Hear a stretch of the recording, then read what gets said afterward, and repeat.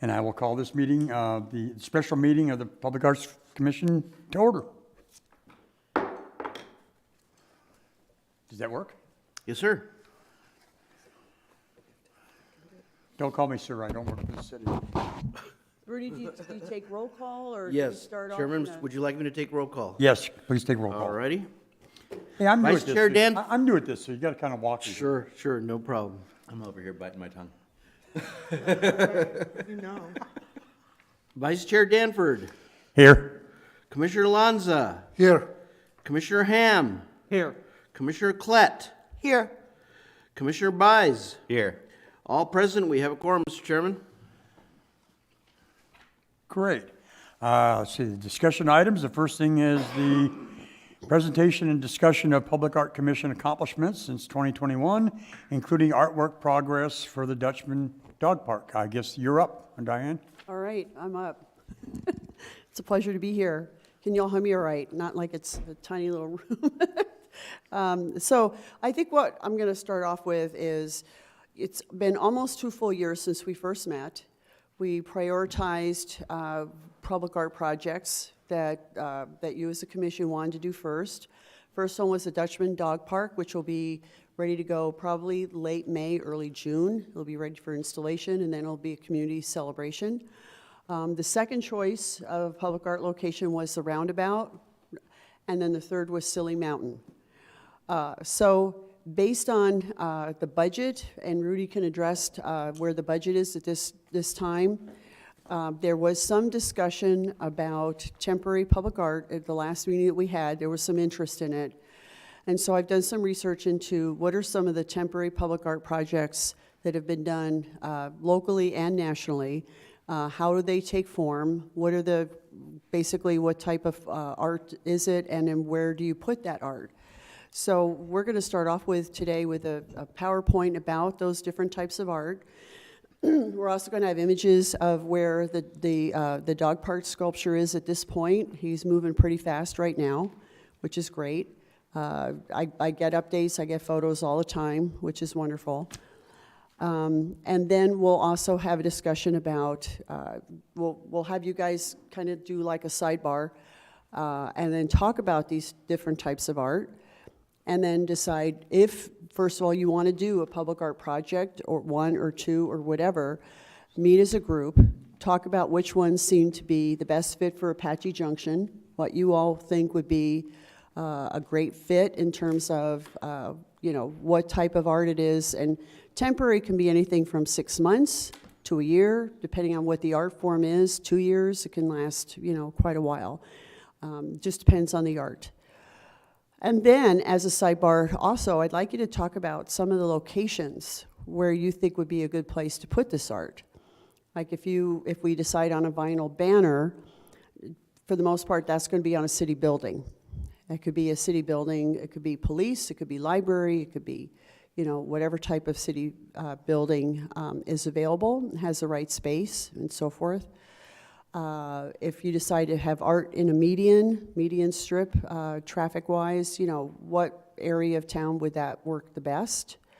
If you want to do something like in this image with a painted crosswalk, are there places in Apache Junction where this would be highly visible, would be appreciated by either the businesses there, the neighborhood, the residents, and so forth. So those are all things just to keep in mind when you look at these images.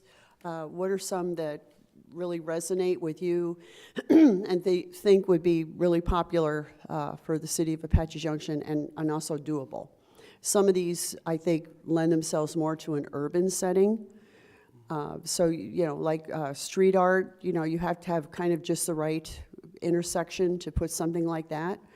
And obviously in cities that's, you can do that just about anywhere. This particular project in the image you see here was done as kind of a traffic calming strategy. If you've got bicycles, if you have pedestrians, and you have vehicular traffic, a lot of times you want people to just kind of slow down. And so that was one of the, and Bloomberg Philanthropy, that's one of their targets right now. They're doing a lot of street intersection art. So let's move on to the second one here. All right, so a look back, accomplishments over the last couple of years. You've created a work plan with program goals, and that's ongoing. It changes as goals are accomplished and new goals are added. There's been a little more activity in terms of marketing. Liz asked if it would be okay to post progress shots of the Dutchman Dog Park art photos, and the artist said, yeah, go for it. So there's a little more of a presence that's being formed now of the commission and some of the projects that you all are doing. You've also, like we said earlier, prioritized 3 art places for sculptures or some type of artwork.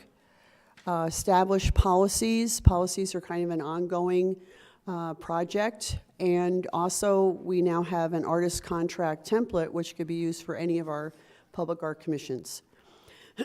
Also, we have a codified artist selection process, which is following best practices, forming a panel, getting approval from the Public Art Commission about the artists who's selected, and then going to City Council. So that has all been kind of formalized.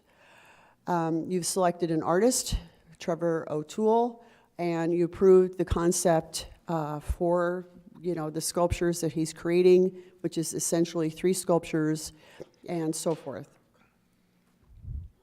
So this is just a progress shot.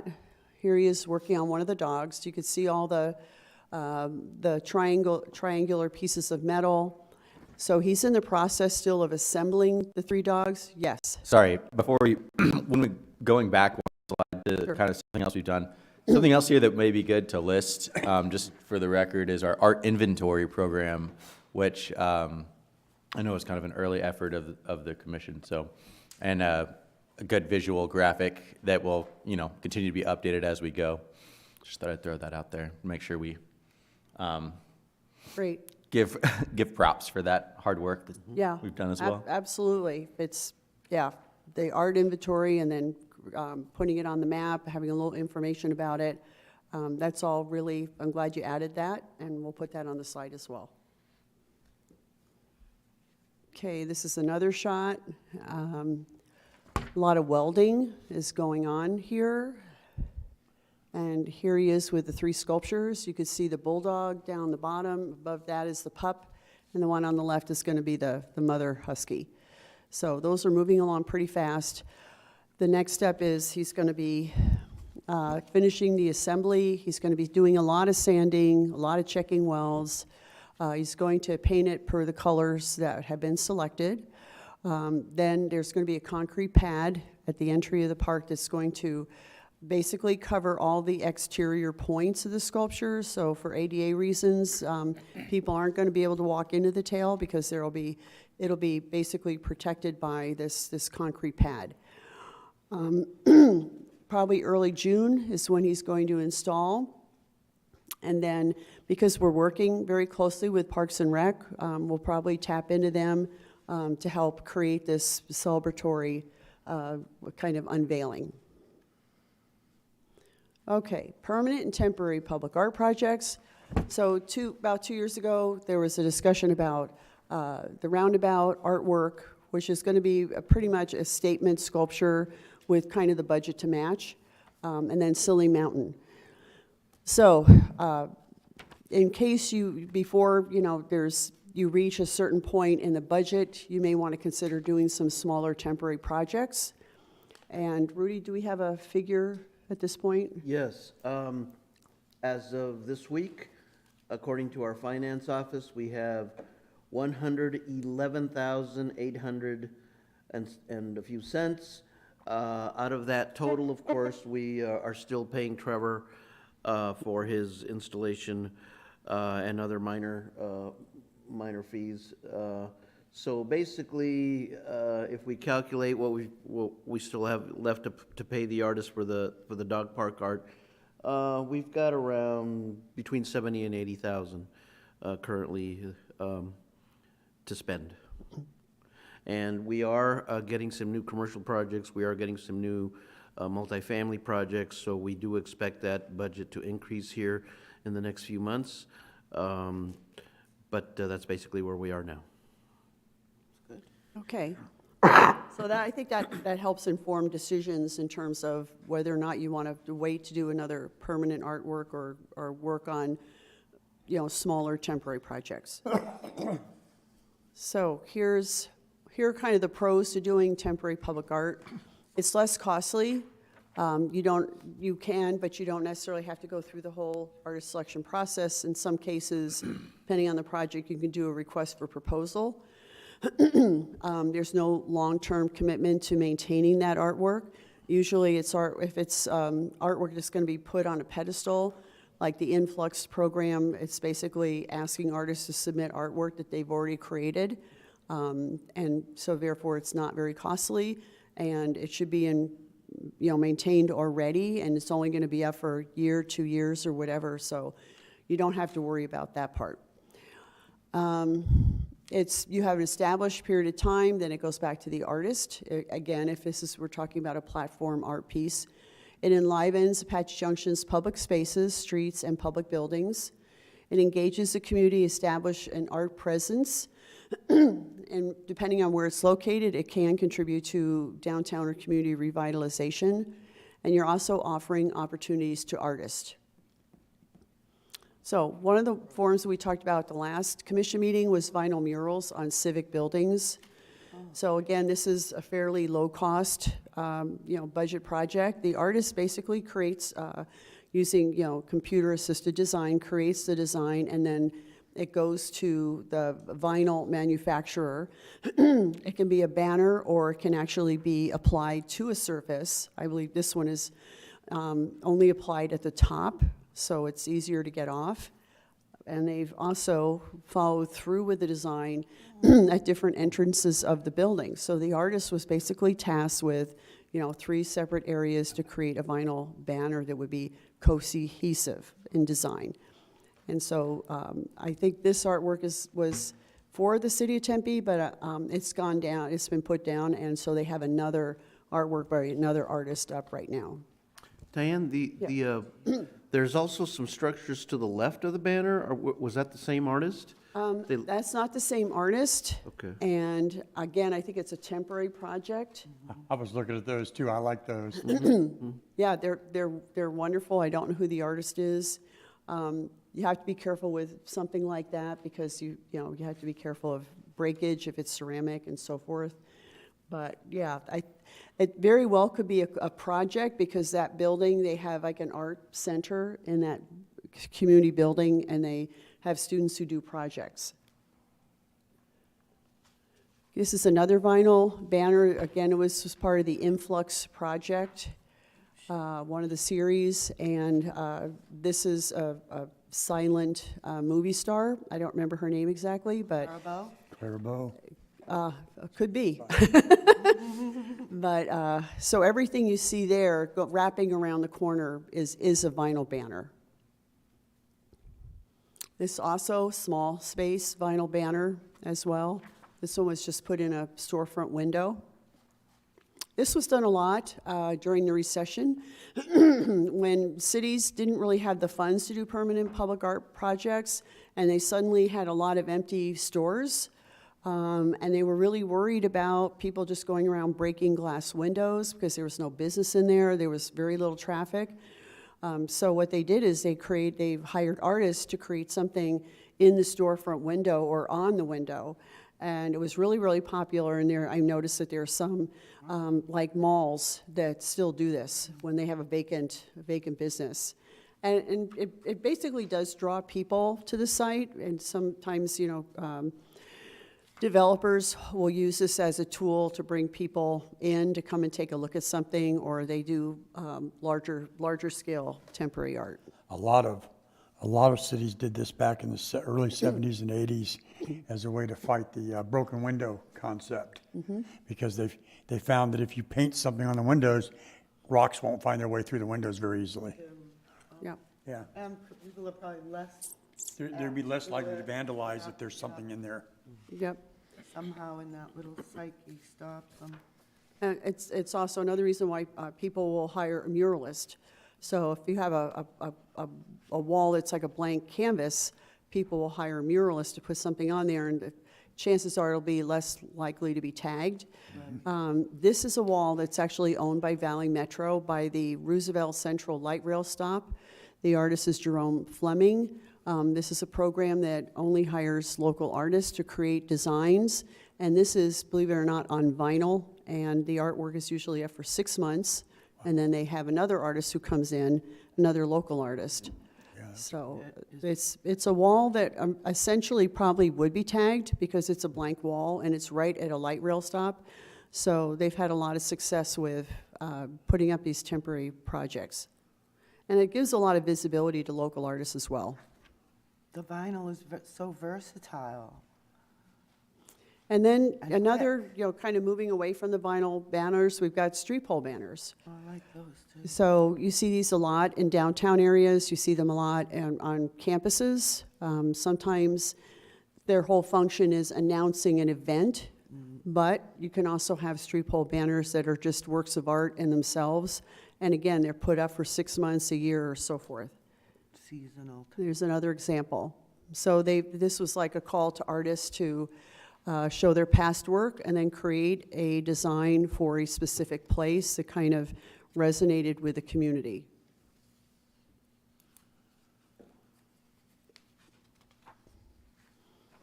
So there's also art in or on public buildings. I believe this is a City of Glendale building, which they had a large open space and they commissioned an artist to create this. I believe this is on board, painting on board. And then this is a temporary project for a library. And you can see how it was utilized here. As you have a construction fence, which is pretty unsightly. If you want to either brighten up the neighborhood or kind of hide the construction going on behind it, a lot of people hire artists to create these banners. And this I just put in because it's Superstition Mountains, and it was part of the Influx project. This is a city building, and it was one of the locations that was specified for a certain cycle for influx. And the artist took an image of Superstition Mountains and then kind of created her own abstraction on top of that. And then Wild and Crazy Public Works Building.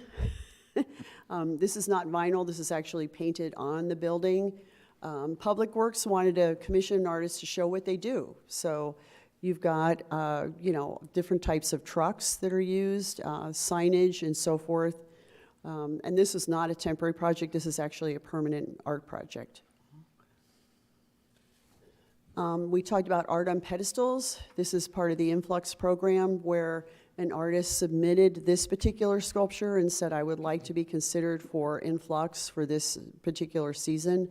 And so he was accepted, and it was his responsibility. The plinth or the pedestal was provided by the city, but he had to install it. And the city also does not maintain it because it's up for a short period of time, but he had to make sure it was installed safely so that it could not be removed as easily. And here are two other examples of art on pedestals. And the one on the right is an animal actually reading a book because it's taking place in front of the library. And I'm not sure the location of the one on the left, but it's a taller pedestal, and so you've got a taller artwork on there. And this is another one.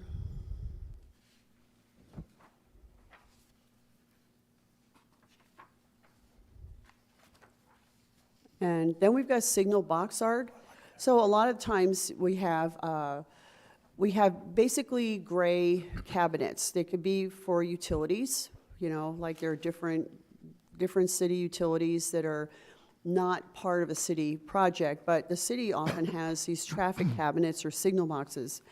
And if you want to beautify a corner or one part of a street, a lot of times you can do the same thing. You hire an artist to create the design.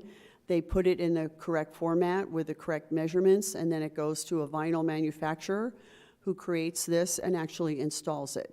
So these are just two examples of cabinets that have been wrapped.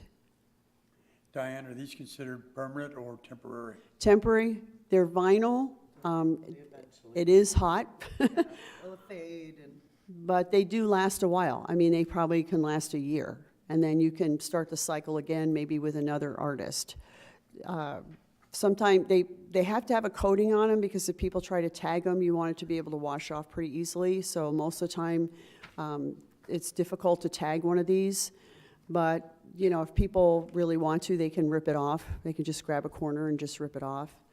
And if it hasn't been up too long and you want to, you know, have the vinyl company just create another version of it, they have the dimensions, they have everything on disc, so they can recreate it. But just like with the idea of putting the art in window panes, this is a deterrent for tagging, because people are less likely to want to tag something that already has art on it. True. I've also seen these used as a great way to incorporate community, like the kids and stuff. Like you would put a call to artists, maybe out to the Boys and Girls Club, to the schools, to different kid groups, and then, you know, of course, we'd approve which ones get to go where, and that. I've seen them before where they go paint them, but if you do it with the vinyl, then they can do it all from school, and it just gets shot in. You don't have to worry about having kids out on streets painting things themselves. And I think it would last longer than the paint here. If you did. Yeah, there are cities that actually paint these cabinets, and if they get tagged, you've got more of a problem. Oh, right, because it's gonna stick. Yeah. more. And now you've got paint on top of paint on top of paint, Yeah, right? And if you want to redo them, now you're layering paint on top of paint on top Right. of paint. so in most cases for the project like this, the artist gets a design fee, and then the rest of the expenses to the and install like a separate, you know, a separate deal altogether. So usually an artist receives a certain amount of money just to design this per the specifications. And they've got to be absolutely correct in terms of dimensions, and they also have to take into account, sometimes you have labels on cabinets, they have to be able to see where the label's going to go and have cutouts there, you know, so they're, you know, most of the time these cabinets come with something, whether it's hinges or doors or whatever already, they have to take that into account. Just two more examples. One on the left is interesting because it's more desert themed. That's another thing. You can have artists create something that is reflective of the community, you know, reflective of the culture, reflective of the landscape, and so forth.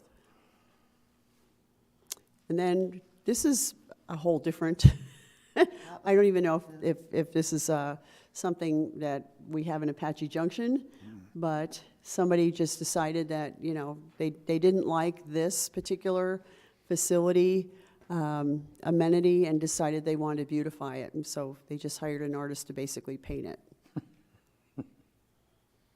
Then we have art in street medians. So there are different cities. You know, one of them is West Hollywood in California. This is a project they do every single year. They ask artists to submit examples of their work, and then the median project is quite long. So you have a series of sculptures. It's not like one sculpture. Sometimes you can have one sculpture, but since it can be very linear to fit the median. So, you know, there are a lot of different ways you can address it.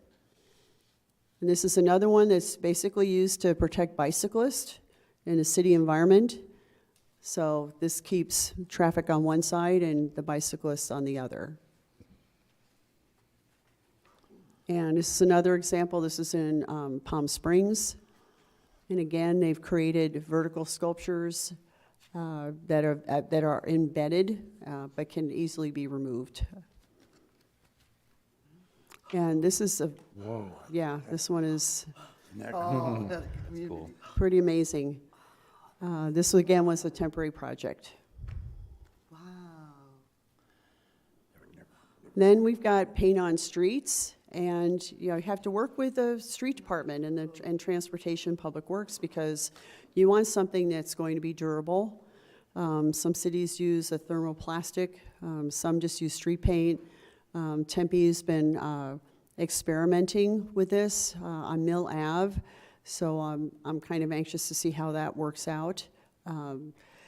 you know, again, it depends on the number of cars that travel, you know, leaving rubber on the road, how do you get rid of that, and so forth. So this is a. Oil spills from some of our Yeah, big you get, trucks around you've here. got all kinds of stuff over time that's going to accumulate. So you've got to make sure you've got the right product to put on the street, but it's gaining in popularity in part by Bloomberg philanthropy. It's another example. How would it work if we, as the board, wanted to do a project like this and have people in the community come and paint it, and we led that project? Is that out of our wheelhouse? I think the way that would work is you'd commission an artist, To and, lead it? and the artist would lead the project, but invite community members to come in and paint. Got it. And then you'd have to probably close down the street or a lane or something to make sure that it's safe for everybody to do that. Right, because that But- would kind of be conflict of interest if we were doing it, but if another artist led it, then we can. It would be a volunteer project, I would think. You know, the artist would be paid for the design, would lay out, you know, kind of paint by number, and then have volunteers from the community come in and do it. Or in another case, you have the artist who does all the work. They design and then they paint it as well. I'm just, again, trying to think of ways to involve people in the community a little bit, to give us more of, well, it's more interactive, so people remember it. It gives us more of a presence. When I feel sometimes that if we're just, people can think the public art can be ostentatious if it's just all big pieces that medians and places where they can't interact and touch it. We're not doing that in the dog park, obviously, but when they contribute to creating something in their community, it has a different level of meaning. And it's cheap, you know, in the regards to temporary art. If we did something that was with just paint and that had intended to be worn off after a little bit, but was more about the process as opposed to the product. About 10 years ago, out at what used to be Horizon Mountain Health, Oh, they're little. we got together with SACA got together with them, and we had a project where we cut pieces of plywood. And then we showed up at different events and with a tent, and we had the kids paint on the plywood, and then we put them together as murals and spaced them around the park. I haven't been out there in years. I don't know if they're still there or not. But that was a nice project. Kids got to contribute to it, and then we put it together and mounted it. And it was actually, it would be pretty well temporary art. I mean, it was on 4x4s and plywood, but it seemed to get a good response. And something like that is actually, you would have to get an artist to coordinate it, but that was actually a pretty cool project. And Yeah. involving community in the process sometimes helps build more value in that, I think, too. It builds ownership. And So- from teaching art, you know, that, again, that process, not so much how it all comes out. Who cares if the kids spill a little paint here and there? But then we get to build off of that on the news, in the paper, in other visual, social media things to show, you know, it's an ongoing thing. So it draws people in a bigger way than just, oh, you know, there's going to be people who have no idea that those sculptures are at the dog park, that live maybe 15 minutes away, but that might hear about all the kids painting a sidewalk thing. So it's just other levels of us to reach the community. Sure. And Rudy, I think there's a more recent precedent at Flatiron Park, right? Wasn't there a collaborative mural that was done there? Yes, there's a mural along the west wall, and I think that Yeah. same artist painted the side of the building across the street. The accounting That's place nice. at TBG? Yes, At the building on yes, TBG? yes, Yeah, that's a nice mural. right. Okay, so I think, you know, for today's purposes, I think it'd be great that we select some 1, 2, 3, whatever types of temporary art, if you want to do temporary art. And then we can think about the process part of it and think about how we can engage the community, whether it's adults or children, whether it's through a website, you know, asking them to vote on something, or, just asking them, one of the things a lot of times artists do is, what do you like about your community? And then that helps give the artist an inspiration point. That people chime in about what it is they like about their community. It can be landscape, nature, coyotes, whatever. Maybe not coyotes.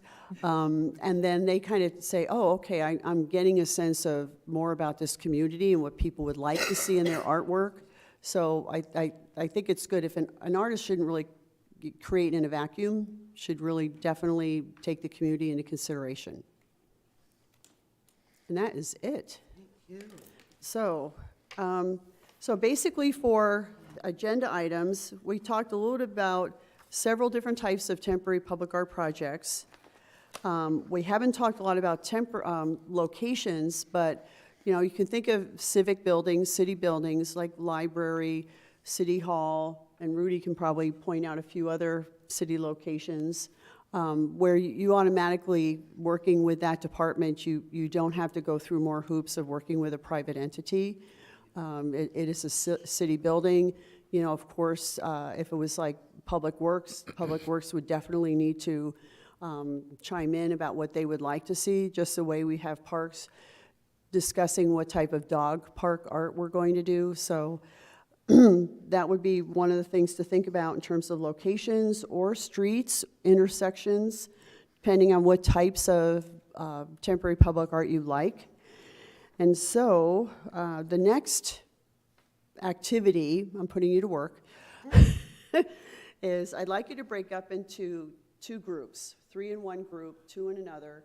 Then I'd like you to kind of take these areas down here, because I think it's a little difficult to kind of talk among yourselves when you're sitting up there. So we have 2 people here, we've got enough chairs, 3 people over here, and then I'd like you to go ahead and think about the types of art that you have. You should all have one of these handouts. And then, Erica, do they all have maps or whatever? So use your maps to look at some of the areas of the city and see if you wanted to do a vinyl banner, where would be a good place. You want people to see it. You really want this to be something that's going to engage the community, whether it's through pedestrian traffic or vehicular traffic. So we'll spend about the next 15 and 20 minutes to have you guys just kind of separate onto this area, and then I will start taking notes of some of the things that you guys come up with. And by the way, folks, there are basically 3 street segments in town. One of the images Diane showed was the banners on the light poles. Yeah. And of course, these are light poles that have these rods sticking out the side. There we go. We do have 3 areas in town that have these kind of light poles. One is on South Phelps Drive, just south of Apache Trl. And then if Phelps were to continue north of Apache Trl, that's another area there right in front of Flatiron Park that also has these types of light poles. And then the other spot is right by Horizon Health on North Plaza Drive, just south of Superstition, till we get to the entrance to the trailer park there. That's another area that has these types of poles. Okay. Oh, right down in here. Erica, do you want to put the slide up that you had, like the GIS slide? Does this have The mouse, yes, here you go.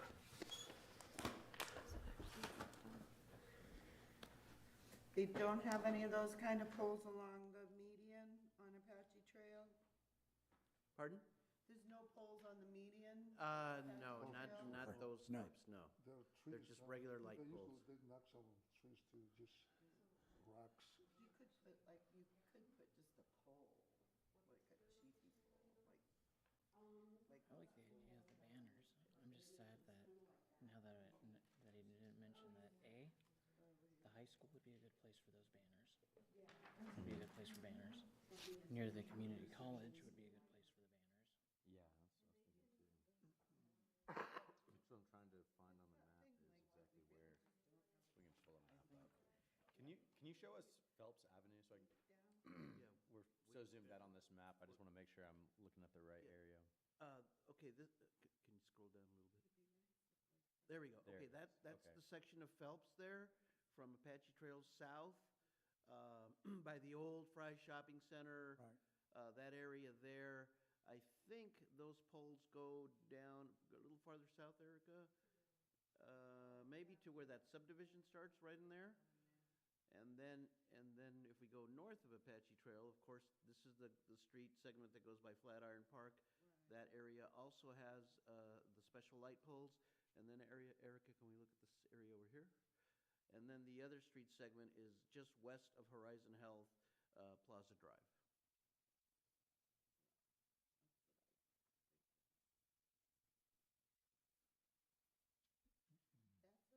That's a nice little park in there, that could be. That's Earthheart Park. What's it called? Heart Earth Park? Heart. Earthheart. Earth Heart Park. Earthheart Park. Oh, there's two hearts. Okay. Thanks, I think. And that's where we have the annual Ladybug The Ladybug Festival. Yeah. drop, yeah. And there's a community garden there, too. Yep, yep. Yeah, I'd love to see more happening with that little heart. I think also another area that could probably benefit from some public art is that shopping center right there. Well, Yeah, where there's always a, do you want to gather up over here? Yeah. yeah. We'll form one team and let Rich and maybe do another one. Yeah, the park's gotta be the best place. Art is that you can't walk up and down.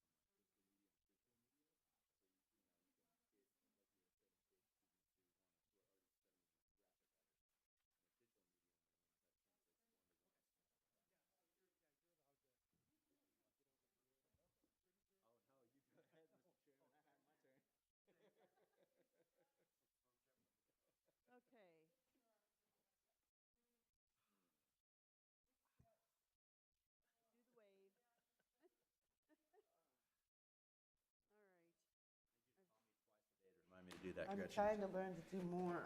You lose the So I think we've got basically two groups, and I'm hoping that each of your group came to some consensus about like your first priority, second, third. So Jeff, Ryan, Jared, we'll start with you guys. What were some We of the? kind of like the concept of temporary sculptures at the MGC, the library, or Flatiron Park areas. Because of the traffic it gets, those are very popular areas for the people in Apache Junction, and it kind of contributes to the quality of life. I think it would generate a lot of excitement Okay, and interest. I mean, I could see on Facebook, for instance, if you put a new sculpture up at the library, I could see the Facebook feeds being filled with, wow, did you see the new sculpture at the library? You got to check it out. And I think that would generate a lot of interest toward public art. And then the other one was the banners, maybe vinyl banners at the MGC or the library, and do kind of the collaborative thing like Gretchen's been talking about, bringing the high school art program, the college art program, or the boys and girls clubs into it.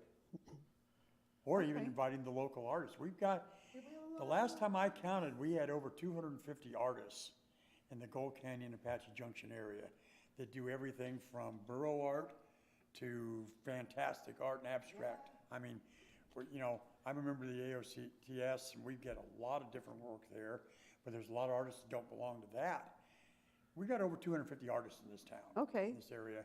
So maybe a collaborative art program, invite artists from the area to come in and get involved in something. okay. They're not the people who have done, that would qualify for things that have already done outdoor projects. Or maybe their art isn't something that would work as a permanent piece outdoors.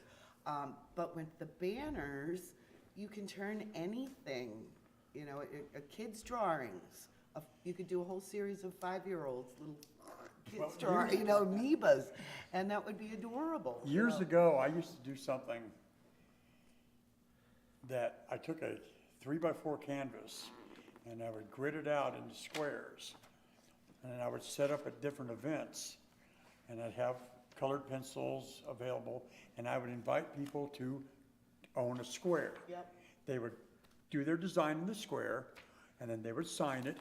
And then I would take it back when it was completed and I would color them in. I would paint them in with my oil markers, my paint pens. Now, of course, I had a side business going. I would make prints of that and sell the prints to people. But I could see a banner at the library, for instance, where you have kids or different groups would take a 12-inch square and put something in it. And then, and the art.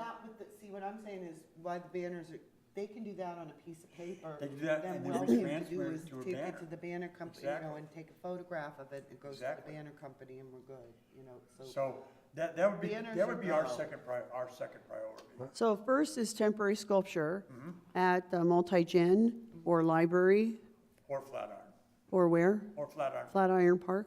Those are 3 high-density traffic areas that people Okay. in Apache Junction go to. And the second would be a banner project at multi-gen library. Also, we were just looking at police station. There's some areas there that would work on the side of the building, which I think would be safe. Does the fire station have a good side of I, building? with the fire station, I think we'd have to discuss with the special district that runs them. Got it. Yeah, that's Superstition. Is that a city facility or a higher? That's Superstition Fire District. Okay, That's Yeah. different. Which They're not owned fire by- station are you thinking of? The one on 16th, the one on, Yeah. How many East fire- of town? 12 fire stations there. it's on 16th and Idaho, farther south. so we would have to approach them and get permission to Yeah, put it on their yeah, building, okay. Yeah. There. I'm not sure how kindly the police department would look to doing artwork on their building. I think Have you had experience with that? police department, well, for instance, if you have like a percent for our program, and let's say the city of Apache Junction is building a new police building, a percentage of construction of that goes to public art, which can be put on the police building. So there are a lot of projects of permanent pieces on police, there's one, it's actually a forensics City of Phoenix Forensics Building, and they have, like, someone did a giant magnifying glass. And then someone did like a giant thumbprint, like a fingerprint. So there have been a lot of really interesting police department artworks. This would be like a temporary banner. So you could talk to the police department and say, you know, if you were wanting to do something that was community engagement, community driven, you wanted to have a presence that in this case would take the form of public art. What are some of the themes that you would want to have on it? And so basically you would have like a call to artists, to an artist, and say, and prescribe what they need to include. Pool safety or whatever, a Right. seasonal type thing. Yeah, so, Wildfire awareness. so or- and fire department, I mean, I've worked with the Sacramento Fire Department on 2 fire stations that they were building. One was a complete remodel and the other was a new building.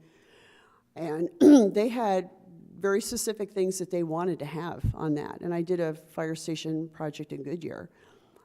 Sometimes they want to see like the seal, not the city seal, but, you know, fire department seal with the Maltese cross. Sometimes they want to see that somewhere in the project. So they can be pretty determined about what they want to see on it. But if you're doing a banner and it's temporary and it's going to go away in a year maybe, then they may be more likely to say, you know, let's just say to the community, we want to show them that we protect and we do this and we do that. And then the artist goes off and comes up with an idea. It's presented to fire department, it's presented to you all. And, you know, you have to come to a consensus about that. But if it's a temporary banner, then I think you have more leeway. You're not going to have to maintain it. If people don't like it, it is going to go away. So.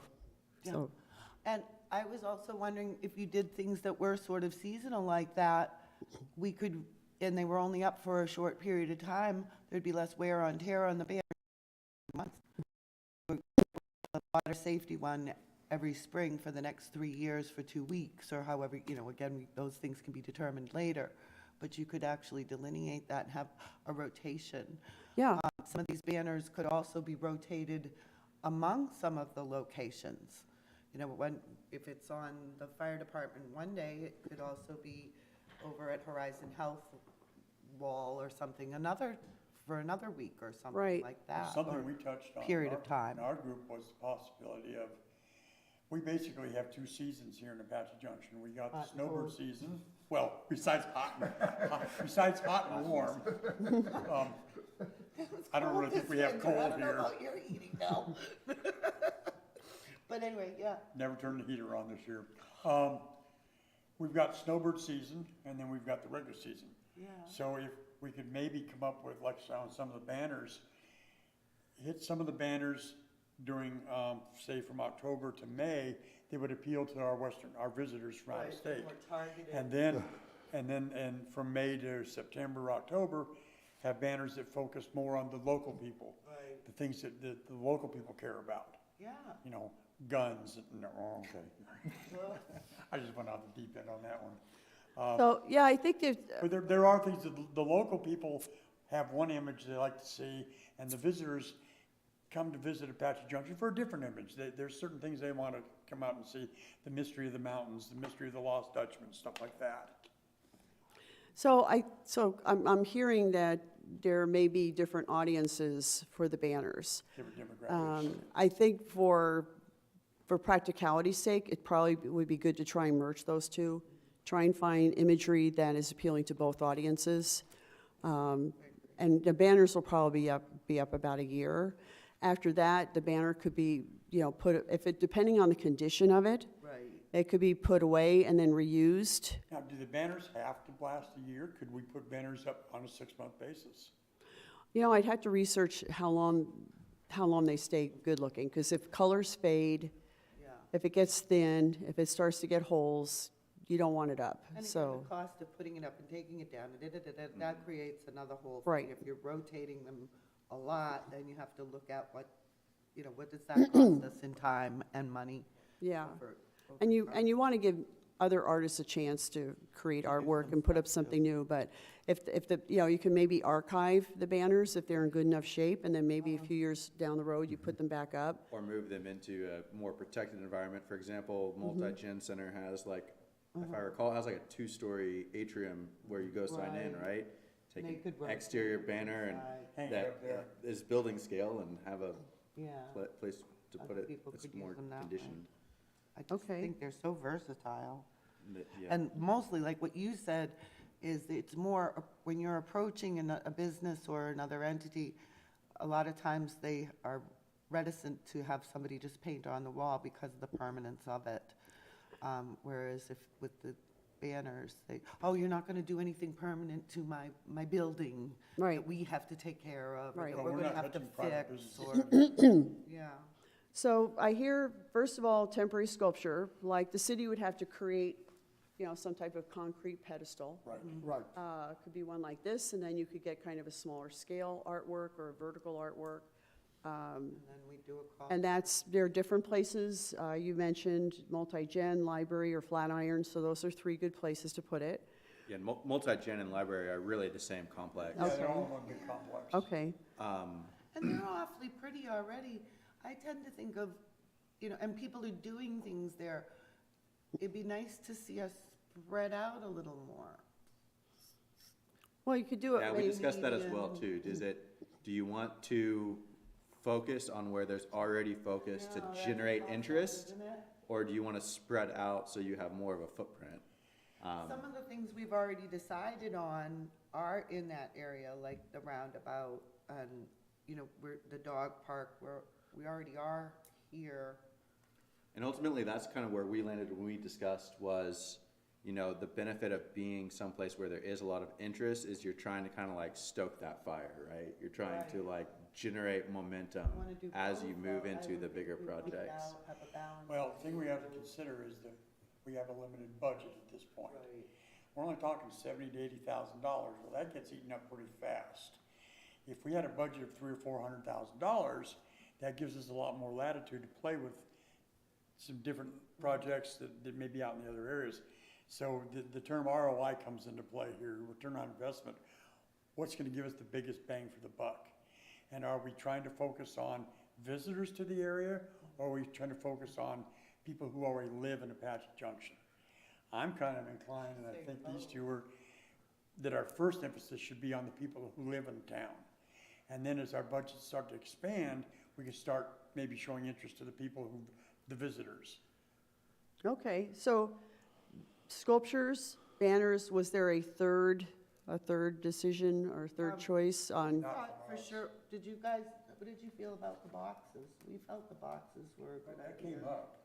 Yeah, He likes like, the boxes.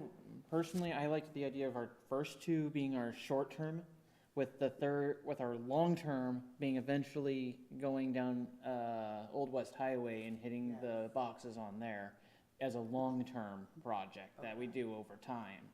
Yeah. Because It's first, just really long. it's a long stretch, it's a busy stretch with a lot of vehicular traffic over pedestrian traffic. Yeah. Well, that's one of my We're not biggest gonna see it, concerns but is, the vehicles are gonna see it. one of my biggest concerns is, we don't have a central downtown area like a lot of cities do.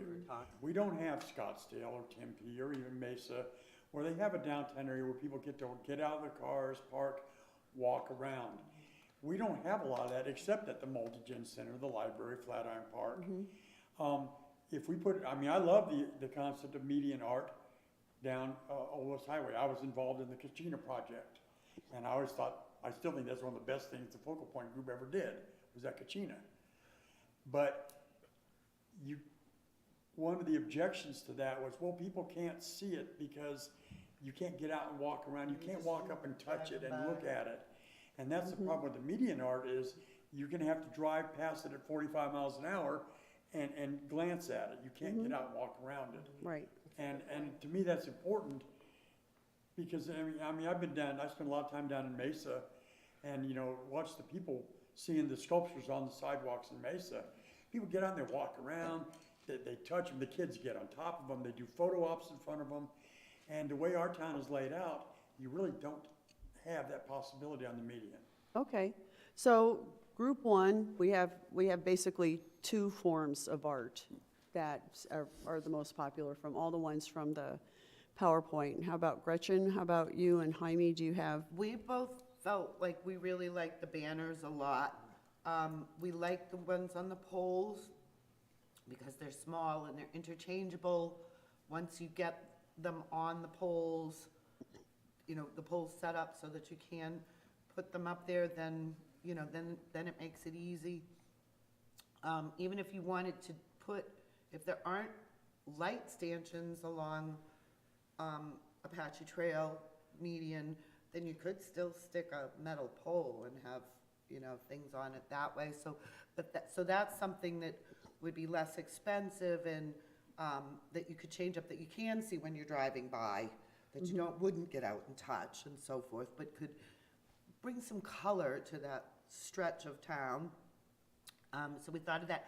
He thought of something really cool, I thought too, and again, I don't know how out there this is, but he was saying, you know, when you have an overpass on the 60 and the concrete part in here, that would be a really neat place to have a mural painted. Or That's ADOT. no, That's ADOT. ADOT. That's ADOT. Having worked with ADOT, That would they're be- a whole Now, different barrel. That you're would dealing, be, yes. now you're dealing with the state, Gotcha. bureaucrats. And that was our first question, was where does We didn't say 88 go that, through? How can we avoid involvement with the ADOT? Yeah. It- Well, it I does was create a fun, you know, logistics again, we're trying to think of other crazy places or fun places to have stuff, because Yeah. the idea was that, is if you're on the 60, maybe you'll get off the, and come in and see what everything is here. And then another one that he was talking, we were both in favor of having some kind of a community competition for any of these vinyl banners and/or murals. Because again, that involves community, and like you said, pick a theme, so that, you know, so that we have some parameters to work with, and whether we involve the kids or local artists, again, we would define that parameter first. But that would be fun, besides just, you know, practicing artists. And you did say steer away from private, but he was saying maybe, you know, there are a lot of these concrete walls that are by these residential developments, you know, a lot of the parks and stuff, the trailer parks, that maybe because of the, once again, because the vinyl is so user-friendly to them, that, you know, if you could just clip it up, that we might want to, as we're driving around, we might want to look at some of those ones that are predominant, and because we couldn't think of which ones were in our mind's eye, write down the address. We might want to bring them back and see if those were things that we might want to look at in the future. The problem with those is they're on private property. Here's And we're- So the private Our resident mandate is person. basically for Oh, art yeah, on public structures. Lit. At this point, we probably should only consider civic or Yes. municipal Buildings, buildings. okay. There are like art organizations that they do go that. to different businesses, like in downtown areas, they kind of, that- they do does that make CDs. sense? And our Roosevelt Yeah. Row area and stuff, Roosevelt yeah. Row and others, and they actually, you have to have some kind of contract. And it Got it. spells Oh, okay, everything that's the- out. Who has to take care of it, how long it'll be up, Yeah, what the that's- theme is gonna be. So I think for our purposes, I think we probably should just focus on civic buildings. And ADOT is really good when they're putting in a freeway to work with the community. Bring it in. Like But once it's established, they've got their art on there already. And they don't really want people to Yeah. fool with it. And they use something called form liners to create the depth of field kind of. I did a project in Goodyear where, you know, they said we can only have you do a depth of this much, or you can do 2 depths, and I just finished a project for Valley Metro, which was piers and an MSE wall, a mechanically stabilized earth wall, where it was really a very intense process because the artist had certain, like 3 different depths that she could work with. To And use, it to turned create out a really relief. great. But it's a very involved process, and ADOT they want simplicity. You know, they've never had a resident artist program, which is unfortunate. I think that'd be great. But they do work with the city, and the city says, you know, we've seen geckos a lot. We don't want any more geckos. If they say, like Gilbert, we have, you know, some kind of historic train route, then they have trains on the side of one of their underpasses, whatever. So, I think if ADOT ever wants to build something here, you all have the opportunity to go to them and just say, you know, we really want it to reflect our community. We want something a little more involved than, you know, like a Mimbres or Anasazi design. We want something that's gonna reflect Apache Junction, and they will do that. Well, my understanding is that we have the opportunity to do that at the roundabout. There's opportunity for a vertical sculpture. Right. That meets their specifications, and Rudy has a list. So when there's a budget available, Well, that's where I was going, is we don't have the budget for that kind of a project right now. but it's not like it's not doable, but there are rules and regs that ADOT will have. Oh, anytime you're dealing with the state, you've got lots of rules. Yeah, their instruction manual is like 200 pages long. Yeah, I don't doubt that. I don't doubt that at all. Yeah. So, I used to deal with mill specs for a living, and they're very similar to, government specs are all the same. They're about that thick. Yeah. So I'm hearing from your team, the vinyl banners on buildings, and pole banners. Did you have a third choice? Those two are good. That's it. And the poles, we were also thinking that you don't always have to have it on an existing pole if you just made them on a decorative pole that wouldn't cost, you know, with no lighting or really anything, just for day. So some of the ones that we had images of up there. There are these type of light poles that do support the banner. Right, that's One all. One question I You had. also had a sculpture that was just a whole mess of poles. You could hang a banner on a sculpture that was a bunch of poles. So, You know what I mean? so You there could- is an overlap of both of your groups with vinyl banners on city buildings. Uh-huh. And there's also temporary sculpture, and there's also pole banners. So what I'd like you all to do is maybe come up with like first, second, and third Okay. choice.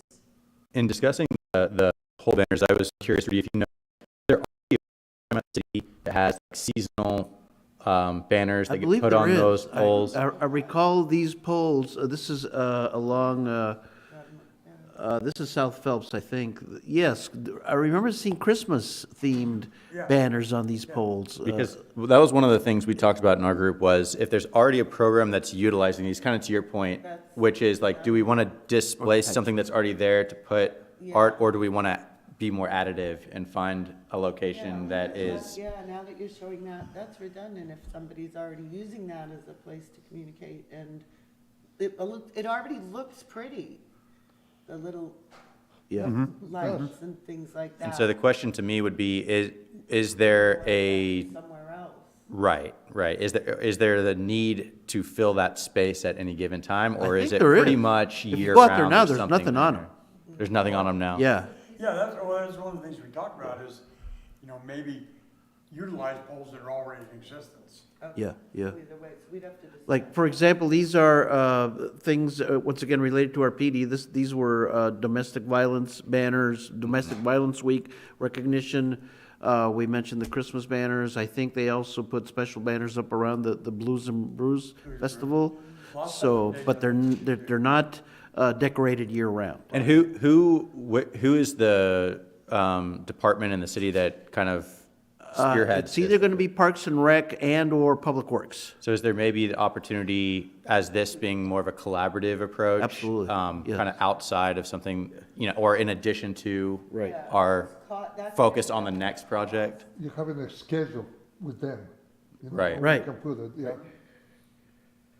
And so what that leads me to is, you know, if that's something that there's already a budget for and already something that could be done, is it just a collaborative effort to make, you know, integrate more artistic qualities into those banners? Yeah. Rather than it being kind of spearheaded by the Public Art Commission?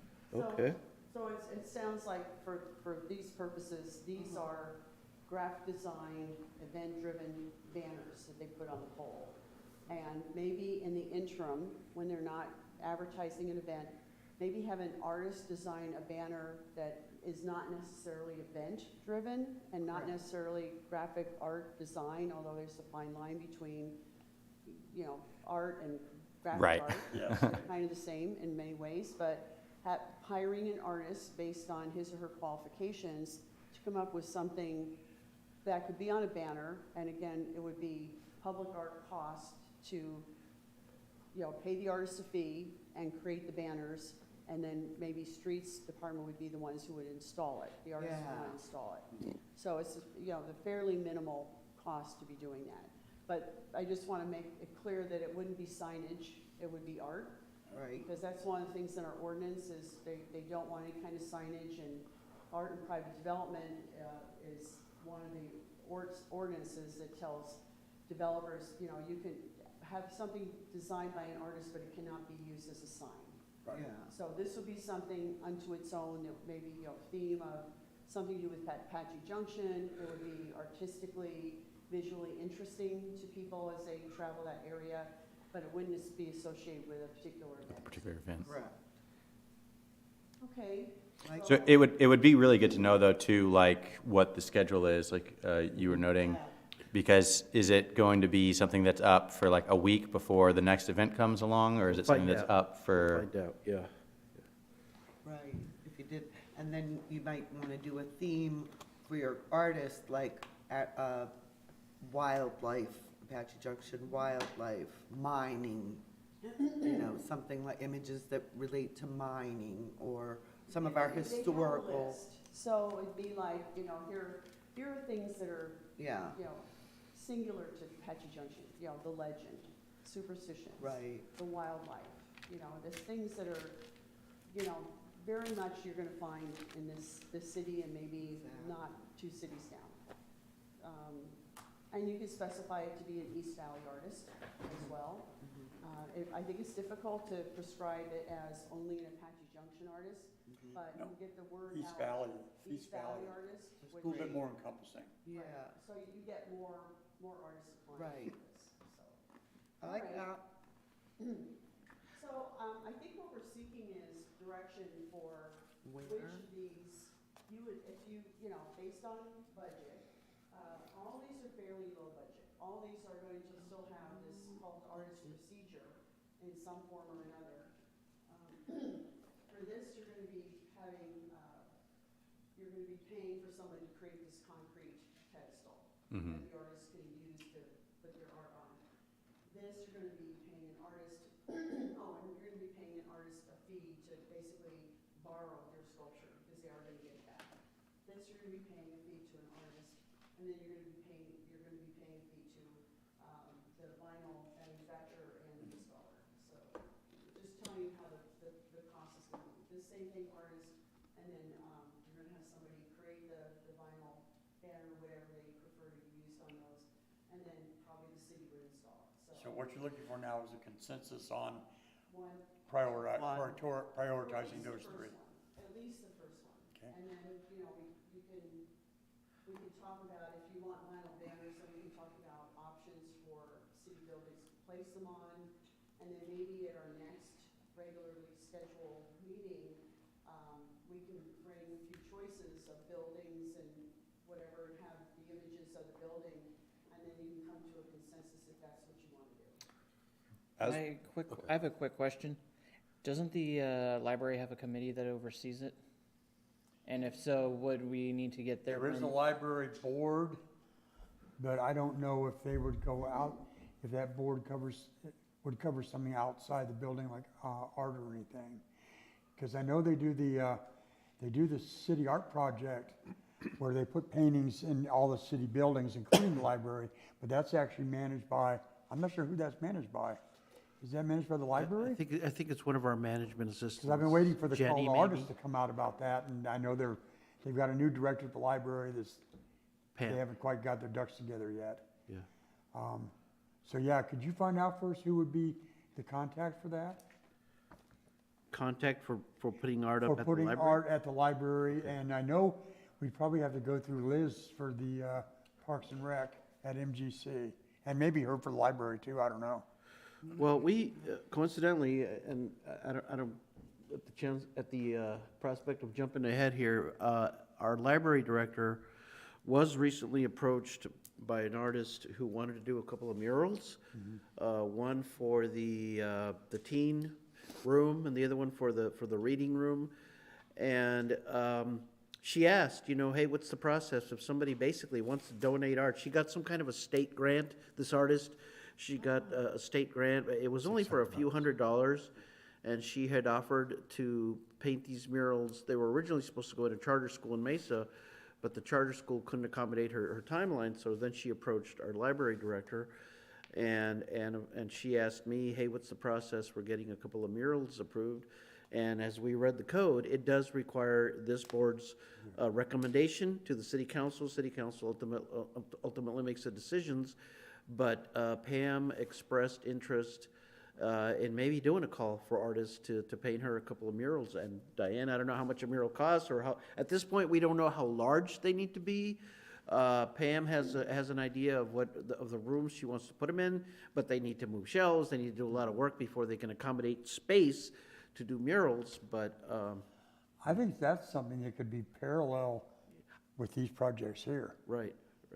And I don't know if she necessarily has to take something like that to her art board, because you're the recommending body and council's the. Yeah, final I'm not sure decision. the library board We would, might take it to them as a courtesy. I'm once- not sure once their an artist authority is would elected. extend to that. Yeah. I think, because I know whoever runs the public art, the paintings program Right. chooses paintings for this building, for all the county, city offices, and the library. And as far as I know, that's not done through the library. Yeah. I think for the purpose of an outdoor vinyl banner, I don't know that we need to go to a library committee. I was more referring to the sculpture pedestals, if they would need to approve having those installed. I think that would be done by us, not by them. Yeah, right. I would think it would be whether it's directly in front of the library entry, or is it in the park that's adjacent to the library, or is it part of the MGC kind of I just think complex in they might general? approve the technical aspects as far as the location of them and the size and height, but it would be up to us to approve the actual art that goes on them. Mm-hmm. That's my reading of it. Rudy, am I on the right track there? I think so, yeah. I think you want to eliminate problems down the road by, let's say, you want to have one or two or a series of plinths or pedestals put around the library. I think you'd want to go through a couple of different channels and make sure that the library is okay with it. That it's concrete, so you want to make sure that they're not planning to put something else there.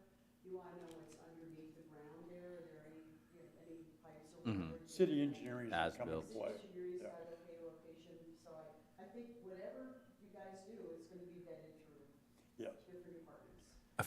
A few comments on some not fun topics regarding these before we kind of come to a consensus. Given the fact that our budget is driven by basically new construction, and I kind of think we should talk about the risk reward that we're looking at with the different options. So, for example, sculpture on pedestals. If that is something that we have to consistently, and I'm not saying this to be for or against it, but if it's something we have to consistently have a budget for in order to have something on that pedestal, do we run the risk that at some point we may not have the budget to lend art, and now we have an empty pedestal? Good point. Whereas something or something with a vinyl banner or a pole banner, if you don't have a banner there, like on a pole, there's still the seasonal banners or event banners. If you don't have something on a vinyl banner on a building, you still have the facade of the building behind it. Good point. You don't want to have an empty, And those are all Piece of issues, concrete. yeah, exactly. Those are all issues we have to consider when coming up with these things. okay. Yeah. I mean, those are all really great points. All right. So do you think we've discussed the item, all these, enough that you're ready to kind of come to a consensus of what you would like to do first? Okay, first, I'd like to say, I'd like to see if Rudy can pursue the idea of the banners and the murals in the library. I think those are different than this. Okay, So I would like to, I'd still That like would to be pursue that concurrent. idea. What we have to go through to do that, what the requirements would be, and maybe we can follow that on a parallel track to these. Okay. and then so- vote on these three for our main emphasis. Okay. I think and- we're ready to vote. So in terms of an interior mural inside, like a reading room or whatever, you'd have to basically measure the space. Right, would- right. And then you figure it'd be like $15 a square foot. Yeah. Is probably what they come out to, so. Oh. So I'm just trying to, why do I have to talk in this? Just trying to get a sense of what your budget is. And if you do one of these plus one of these, you know, we afford it? making sure. Yeah, because at the same time, we're trying to save, we're trying to be active and out there, but save some of that budget to build Right. towards the big things. Right. Well, maybe we should include the mural in the library then as part of that. Instead of voting on 3 things, vote on 4. I don't know, because, I mean, from it was described as, is it was almost a donation, right? And more of a grant. Rudy, why don't you tell them the downfall of that donation you were telling me? Well, the downfall is, I don't think this particular artist has a whole lot of experience. We couldn't find anything on her online, for example. And the drawings were very basic. I mean, they were cute, you know, for you know, a kid's room or something like that, but we just thought, you know, if we do a call for artists, we could probably get something really nice. Right. Yeah. What level of standard of artist? Now, there are some good muralists in this area. I know one of them will be way out of our price range, because she charges more like $200 a square foot. I mean, she's expensive. She's good, but there are some other muralists around here from the East Valley area that might be interested in tackling something like that. So I think all these, you would be developing a specific call to artists. If it was a mural, you would write up the call to artists and what you want them to submit in terms of past work. So that was key to selecting Trevor for the last project, where they have artwork already up, so you can call that person and say, did they do a good job? And that they painted it so that it was going to last. So yeah, I think all these, you're going to want to put out a call to artists so you get the best person for the job. So maybe instead of the 3, we should vote on using the 4 choices. Are we ready to vote? I'm ready to vote. I already. Well, ready to vote? I think all we're looking for is a consensus today, because we're not supposed to have any action items. I think you've given us some really good direction, and at your next regularly scheduled meeting, we can formalize your choices. Okay, then That then why don't we sounds- do that? Let's put those on the agenda for Okay, the next meeting. will do, sir. And we'll actually do a formal vote on those 4, on prioritizing those 4, and then we can go from there. Perfect, So you've narrowed it down quite a bit yeah. for today, which is great. So you've got some really good choices here to think about. I have a question. There's a property over by Meridian off of Apache Trail. It's a big, yeah, you're close. It's a big empty space right there, next to Spot RX Pharmacy, between Jack in the Box and Spot RX. Move your Oh, yeah, on cursor the- to my, on the this west side? way. To the, On the west side. Move the cursor the other way. Yep, keep moving it that way. Okay, now up. See that big open empty Yes. lot? Have no idea who owns it. It's just this big open space on the other side of town. And I think that if we're allowed to use it, or we can approach whoever it is again, I don't know if we can. But that looks like a fun place to have some kind of a temporary art thing or art event. I have no idea. I just wondered if anybody else knew about it. We've been thinking about it. We'll find out who the property manager is. I'm sure that's private property. Well, yeah, it is Yeah, I private think property, we're but running I into private furthermore, I think property those then. folks are actually out of country, Yeah. like Liechtenstein or something like that. No, literally, Remember that literally, from, yes. our They're really class. absentee landlords. huh? There are some property owners that are really hard Right, to get into. right. They're just investing and sitting on it, and they're hard to get into. And then, isn't there a conflict? Place for another park. Isn't there a whole set of different rules involved if the city's wanting to put something on private property? You have to have a contract. Yeah. And then, and it's going to draw people to their property. It's one of those places that we've driven by it so many times and said, wouldn't that be another park? You know, if you could have another park down that end, That's where I thought Flatiron Park was gonna go in at first, anyway. But thank you, I just had a question if anybody knew anything about that property, or if there was any work in the works. Just, Okay, well, sorry, before we adjourn, clarification on vinyl banners, when we say vinyl banners, can we take a second, because we have a few minutes, to talk about what we're picturing when you say vinyl banner? Because that can mean a lot of different things. Are we thinking it's a narrow stripe, 2 stories tall? Is it big horizontal band? Does it matter? it could be any size, can't But it? it can be, yes. Yeah, okay, How so about that? any and all of the Because above. It could be when one large We were piece. looking at what she said, you could have a lot of little squares Mm-hmm. that are maybe all the same design, but it's been broken up in a mosaic. Like a triptych You or could also have, or a triptych or any of that. You could have ones, like he said, where, like how we used to do in elementary school, and every kid does Yeah, a box. quilt work and you put it all almost. together, so you could have something like that. You could have one big giant one. You could have long, thin ones. I was noticing at the fire department, there was those spaces up above. There was long, thin little spaces. That's what's, and I'm so excited about the vinyl. I think that's something that we bring to the next meeting. Yeah. And I did notice where that one building in Tempe, you had a wide area, but they had actually 2 strips. Yeah. And the artists actually designed each one separately. Well, that's the thing So- about the vinyl, is pretty versatile. I mean, there's a lot of things you can do with the vinyl. You could do it in a series of horizontal strips, vertical strips. You could do it in squares, you could do it in one large one, you could do it in a diptych or a triptych format. If you want to do, and like you're saying, if they had to, on one hand, they could design separate things for each of those little things, or you could save money by just pulling from a larger piece, just pulling a strip of that image and having it on there so that it follows through without it having to, the artist having to create more pieces. So, So that.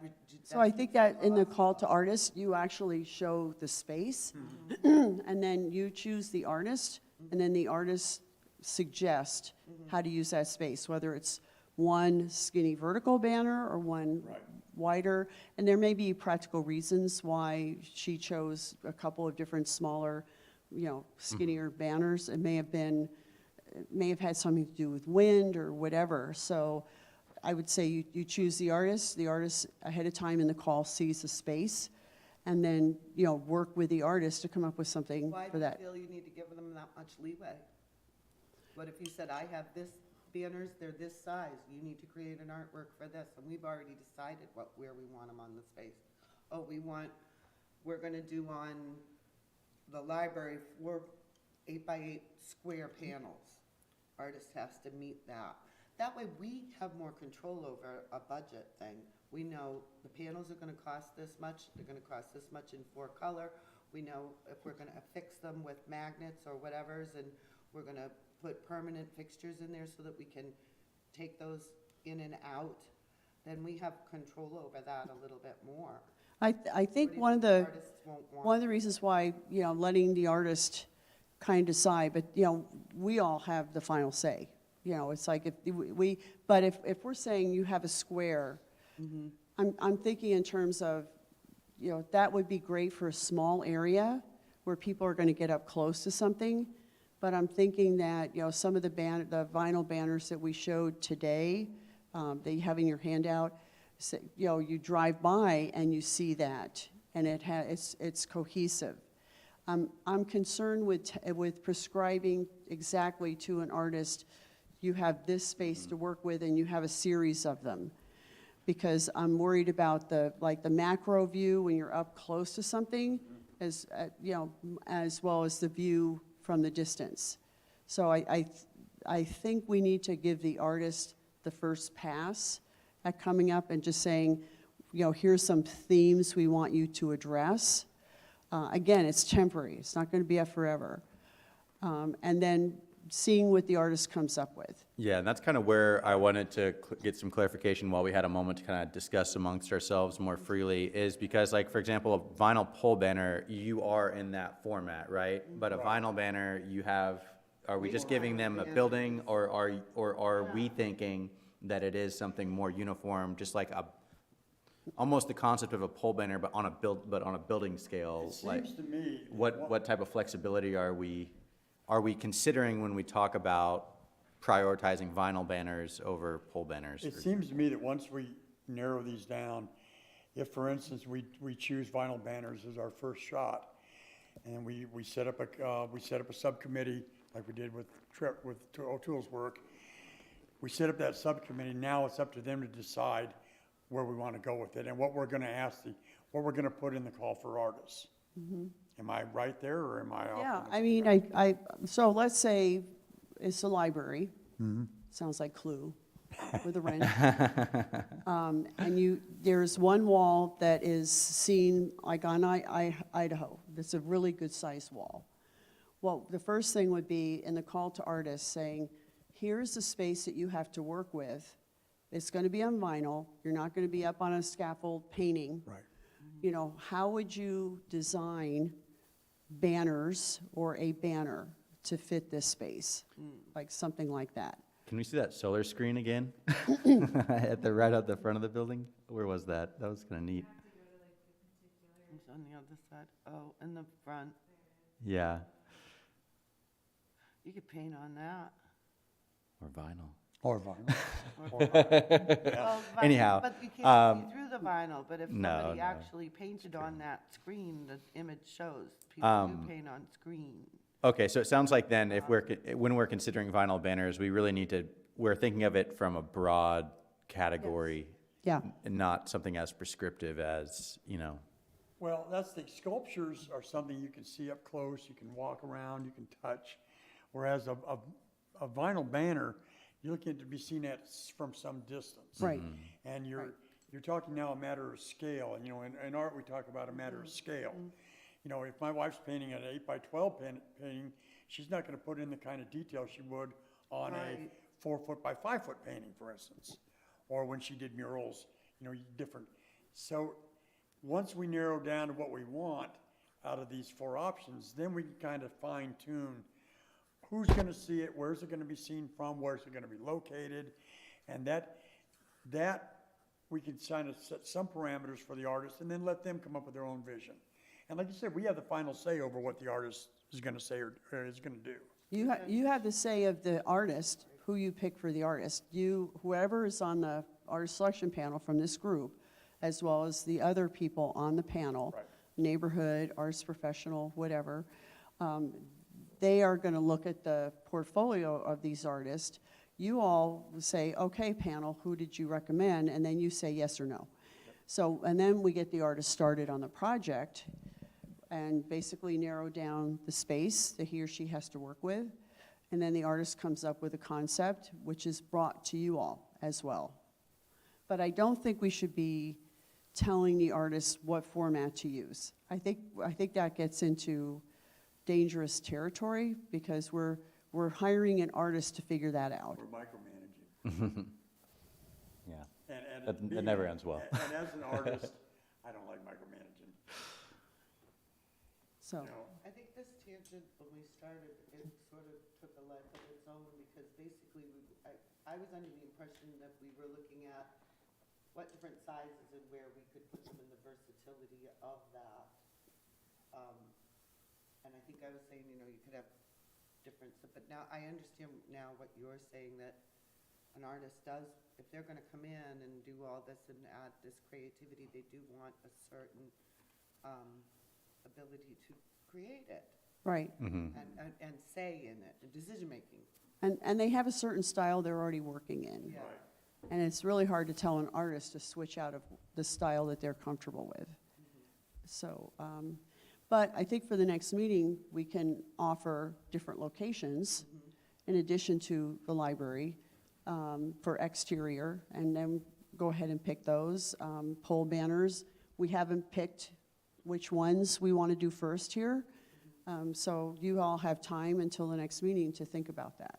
Well, yeah, it seems to me the first step is let's narrow down, prioritize, narrow down which one we're going to do first, and then from there we can decide where would we put it, what kind of space we have to deal with, and then start drilling down through there.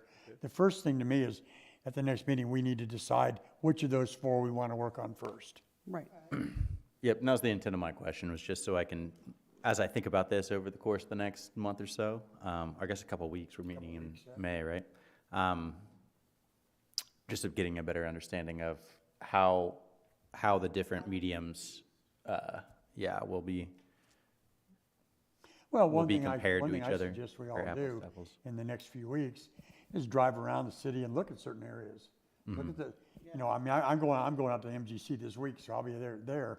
But go out to some of these areas and see where we think we'd like to go with it, and then we can bring that to the meetings. You know, we're not on a time crunch here. We got plenty of time to decide this. Yeah, we could take a little Hey. picture to take Yeah, Rudy? take some pictures. Did we cover the entire agenda? I think so, unless anybody has a last thought? No. Nope. Nope. I'm And good. looking back, Well- I was like, we haven't done an awful lot. But then when you really look at things like the, what was it, setting some of the things like how to get where we're going, that took a lot of time, you know, or how we were gonna address projects and so forth. But now that we have those in place, you know, we're moving forward in some of these other things. So it was neat to see a retrospective of where we've come and where we're at now. Rudy, there was a presentation, I think before one of the first work sessions that was had on discussing locations. There's like a PowerPoint that I submitted that had like 10 possible locations. I don't know, I just saw this agenda item and I just wasn't sure with the turnover on who was looking at it, if that was saved somewhere. It just might be a helpful resource, but a lot of pretty much every place that you listed here was in that presentation already, so when it said other places, I thought, well, I think there's some additional that Okay. you may have already. I can resend it if I can Yeah, find it which on my was- end. Yes, was that how long ago was that? It was 2 years. Yeah, Oh, it was like the first think that's couple right when months Larry we was still started. leading. Yeah, when Larry was still exactly. Right. Yes, please forward that, thank you. Great. So when is our next meeting? Do we have a scheduled date for that already? Do you know what the next scheduled meeting is, Erica? Should be what, the second Monday of the month? Should be. So that would be. That would be May 8th? It'd be May Second 8th. Monday in May is the 8th. Yeah. Well, there's nothing else to cover. I'm going to adjourn the meeting Okay, 2:02? at 2:02. 2:02.